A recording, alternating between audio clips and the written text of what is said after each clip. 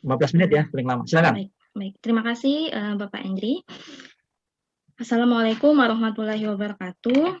Yang saya hormati Waalaikumsalam warahmatullahi wabarakatuh. Sekretaris Prodi Magister Ekonomi Syariah Bapak Dr. Zulkarnain Muhammad Ali, MSI. Yang saya hormati Bapak Dosen Pembimbing 1, Bapak Dr. Sigit Eko Pramono, SEAK MIBA CATA. Dosen Pembimbing 2, Bapak Dr. Eng Saihwa Anwar, SEAK MSCA. Penguji 1, Bapak Dr. Endri, SEMS sekaligus Ketua Sidang. Penguji 2, Bapak Bayu Taufik Kusuma, PhD. Saya Elisa Kurniati, mahasiswa Pascasarjana Institut Tazkiyah Angkatan 11, konsentrasi akuntansi syariah. Judul penelitian ini adalah reaksi pasar atas pengungkapan kepatuhan syariah terhadap saham perusahaan pada indeks saham syariah Indonesia periode 2011-2019. Berikut ini adalah masukan dari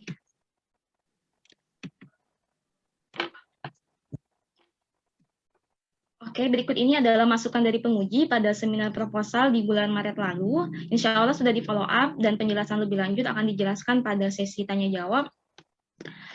Selanjutnya adalah latar belakang dari penelitian ini, yaitu adanya informasi publik berupa pengumuman perubahan komposisi saham dalam penghitungan indeks saham syariah Indonesia yang selanjutnya disingkat dengan pengumuman isi. Pada pengumuman isi tersebut terdapat informasi pengungkapan kepatuhan syariah pada emiten atau perusahaan yang terdaftar pada Bursa Efek Indonesia. Di sisi lain, dalam signaling teori dijelaskan bahwa informasi publik berguna bagi para investor untuk menentukan tindakan investasi yang akan dilakukan, di mana keputusan investor berdasarkan pada informasi yang dimiliki, yang kemudian diinterpretasikan sebagai berita baik atau sinyal positif, maupun sebagai berita buruk atau sinyal negatif. Informasi ini dianggap bernilai apabila menyebabkan investor melakukan transaksi di pasar modal. Pada teori lain, bentuk hipotesis di mana informasi yang diungkap ke publik dapat mempengaruhi harga saham merupakan salah satu bentuk dari pasar efisien, yaitu semi-strong form atau bentuk setengah kuat. Uji yang dilakukan biasanya menggunakan metode event study atau studi peristiwa. Metode ini bisa mengetahui seberapa cepat harga saham melakukan penyesuaian atas informasi publik yang dilempar ke publik. Selanjutnya adalah informasi publik berupa informasi saham yang patuh syariah menjadi tidak patuh syariah atau sebaliknya merupakan informasi kunci bagi para investor yang mengkhususkan diri pada penyaluran dana investasi pada produk yang patuh syariah saja. Informasi kepatuhan syariah pada emiten digunakan sebagai screening awal oleh para investor untuk menentukan pilihan investasinya.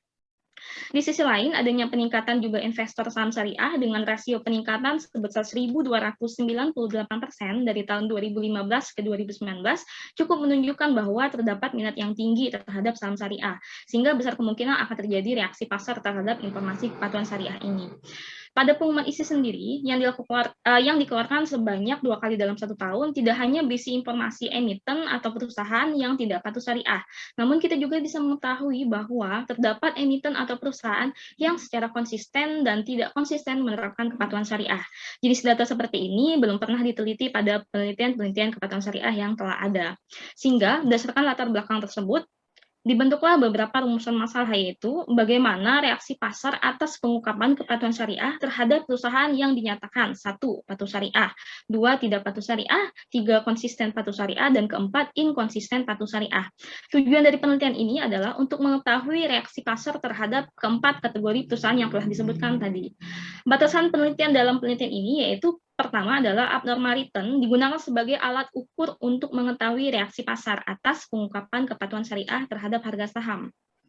Kemudian pengumuman perubahan komposisi saham dalam penghitungan indeks saham syariah Indonesia digunakan sebagai bentuk pengungkapan kepatuhan syariah terhadap emiten atau perusahaan.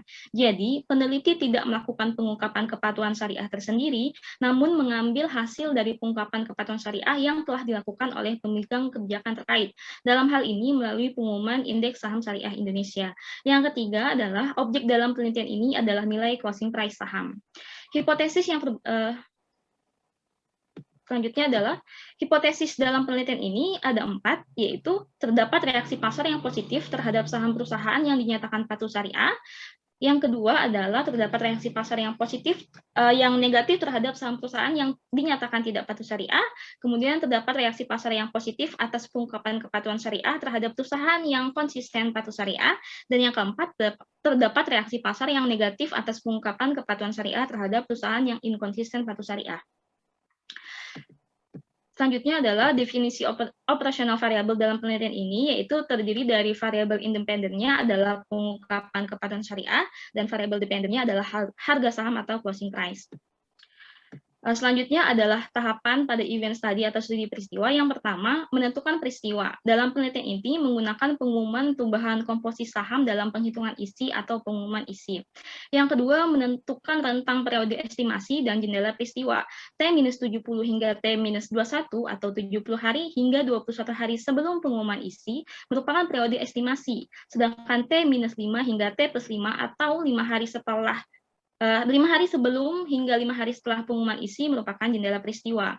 Selanjutnya adalah menghitung abnormal return dengan menggunakan market model dalam menghitung return ekspektasinya. Jadi pilihan untuk menghitung abnormal return ini kan ada banyak ya. Yang saya memilih abnormal return berdasarkan penelitian-penelitian yang terdahulu. Kemudian selanjutnya adalah melakukan uji normalitas dengan Shapiro-Wilk dan Skounas kurtosis. Kemudian yang kelima, melakukan uji signifikansi dengan uji non-parametrik, yaitu Wilcoxon yang menampilkan uji sign rank. Selanjutnya adalah bab pembahasan. Deskripsi data return bisa dilihat pada layar. Kemudian untuk uji normalitas, menunjukkan bahwa data yang digunakan terdistribusi secara tidak normal, yang ditunjukkan oleh nilai probability di bawah 0,05, di mana di sini bisa dilihat pada kolom yang paling ujung itu 0,00 semua nilainya. Sehingga uji signifikansi bisa dilanjutkan dengan menggunakan uji non-parametrik. Selanjutnya adalah uji signifikansi dengan uji sign rank Wilcoxon. Pada uji ini didominasi oleh nilai CAAR atau Cumulative Average Abnormal Return yang signifikan di level 1%, yang artinya tingkat kesalahan atau error dalam pengambilan keputusan sebesar 1%. Dan bisa dipercaya. Sedangkan nilai CAAR yang tidak signifikan didominasi terjadi pada event date atau pengumuman isi, yaitu sebesar 9% sepanjang periode pengamatan. Selanjutnya adalah analisa berdasarkan hipotesis. Dimulai dari hipotesis 1, yaitu terdapat reaksi pasar yang positif atas pengungkapan kepatuhan syariah terhadap perusahaan yang dinyatakan patuh syariah berdasarkan pada pengumuman daftar indeks saham syariah Indonesia pada periode 2011-2019. Pengujian pada hipotesis 1 hanya dilakukan pada 14 event date atau pengujian karena data 3 event date lainnya tidak memenuhi kriteria sampel. Pada gambar, penulis hanya meng-highlight nilai CAAR yang positif setelah pengumuman isi yang ditandai dengan titik 0,01, 0,3, dan 0,5 dengan tujuan untuk memfokuskan pada titik-titik penting dalam pengambilan kesimpulan diterima atau ditolaknya hipotesis. Terdapat 12 pengujian pada event date yang sesuai dengan hipotesis, di mana reaksi pasar yang positif terlihat pada nilai CAAR yang positif pada jendela peristiwa pada pengumuman isi. Kita bisa melihat bahwa di sini di bagian sebelah kanan itu didominasi oleh nilai yang berada di sisi yang positif. Pada gambar kita bisa melihat bahwa hampir pada setiap pengujian pergerakan CAAR bergerak secara acak dan tidak membentuk pola tertentu, kecuali pada pengujian Mei 2013, 28 November 2013, Mei 2015, dan Mei 2016. Kemudian CAAR positif yang muncul pertama kali juga berada pada jendela peristiwa yang berbeda-beda. Sedangkan pada dua pengujian lain, hipotesis 1 ini ditolak yang ditunjukkan oleh nilai CAAR yang negatif pada jendela peristiwa setelah pengumuman isi. Kemudian selanjutnya adalah hipotesis kedua, yaitu terdapat reaksi pasar yang negatif atas pengungkapan kepatuhan syariah terhadap perusahaan yang dinyatakan tidak patuh syariah berdasarkan pada pengumuman daftar indeks saham syariah Indonesia. Kita bisa melihat di sini terdapat 8 pengujian atau 8 pengumuman isi atau event studi yang menerima hipotesa ini. Pengujian pada hipotesis 2 juga dilakukan pada 14 event date dengan alasan yang sama pada hipotesis pertama, bahwa 3 event date lainnya itu sampelnya tidak memenuhi kriteria. Nilai CAAR yang negatif terlihat pada jendela peristiwa setelah pengumuman isi yang menunjukkan bahwa terdapat reaksi pasar yang negatif terhadap perusahaan yang dinyatakan tidak patuh syariah. Pola pergerakan CAAR yang mirip terdapat pada pengujian Mei 2012, kemudian November 2013, November 2015, dan Mei 2018. Garis lurus yang ke bawah ini tabel yang sebelah kanan. Sedangkan CAAR yang positif terlihat pada 6 pengujian lainnya pada jendela peristiwa setelah pengumuman isi, sehingga pada 6 pengujian lain ini hipotesa 2-nya ditolak. Selanjutnya adalah hipotesis ketiga, di mana terdapat reaksi pasar yang negatif terhadap saham perusahaan yang dinyatakan tidak konsisten patuh syariah berdasarkan pengumuman isi 2011-2019. Maaf, maksudnya yang konsisten patuh syariah berdasarkan pengumuman daftar indeks saham syariah Indonesia. Di sini bisa kita lihat bahwa dari 17 pengujian, jadi kalau untuk khusus untuk pengujian hipotesis ketiga ini menggunakan data emiten yang sama sepanjang 2011-2019, sehingga bisa dilakukan pengujian selama 17 kali pengujian atau sepanjang periode, karena sampelnya sudah memenuhi kriteria. Pada pengujian tertentu, penghitungan nilai CAR dilakukan pada jendela peristiwa hingga 10 hari. Nah, kita bisa melihat misalnya di tabel 30 Mei 2012, ini ada 2 tabel, di mana tabel sebelah kirinya merah, garisnya didominasi, sedangkan yang kirinya itu hijau. Jadi, kalau misalkan di sini kan kelihatan bahwa tidak signifikan, sehingga diduga ada event lain dan hal-hal yang terjadi yang tidak dipublikasi, sehingga kemudian perlu dicari lebih jauh apakah sebenarnya terdapat reaksi yang positif atas pengumuman saham syariah terhadap pada pengujian kali ini, sehingga kemudian dilakukan lagi pengujian, di sini pengujiannya individu pada pengujian 1 hingga 5 hari. Kalau di sini adalah yang garis merah itu secara akumulatif, kalau di garis sebelahnya hijau itu kita secara individu. Bisa dilihat dari titik-titiknya, yaitu 11, 22, 33, 44, dan 55. Dari 17 pengujian ini terdapat 16 pengujian yang menerima hipotesa ketiga yang ditunjukkan oleh nilai CAR yang positif pada jendela peristiwa setelah pengumuman isi. Kondisi ini mencerminkan bahwa adanya reaksi pasar yang positif terhadap saham perusahaan yang dinyatakan konsisten patuh syariah. Sedangkan satu pengujian lain,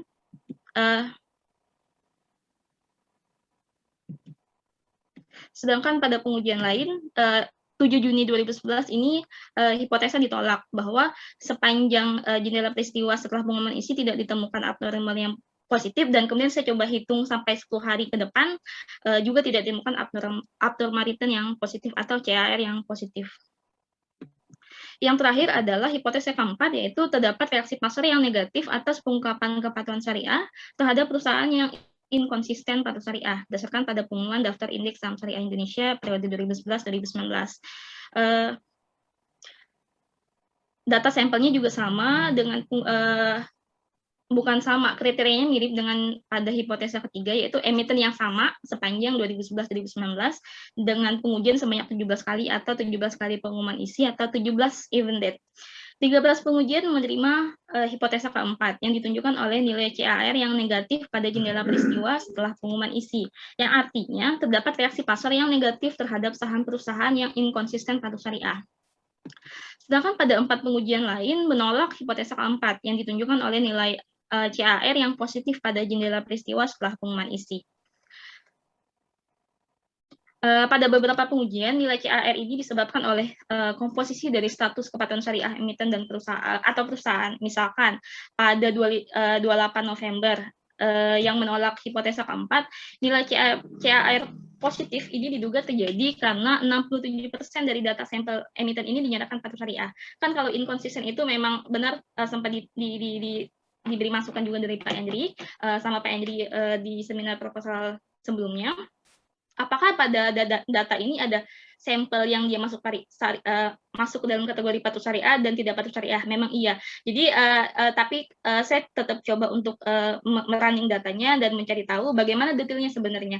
Jadi dalam kategori yang keempat ini emiten yang sama ini kan berulang kali masuk ke dalam indeks isi dan kemudian dia juga keluar berulang kali. Nah, kombinasinya ini kadang misalkan misalnya A sampai Z, A sampai J bisa jadi dia patuh syariah dan masuk indeks isi, sedangkan sisanya dia keluar dari indeks isi. Nah, kombinasi inilah yang kemudian agak menghasilkan CAR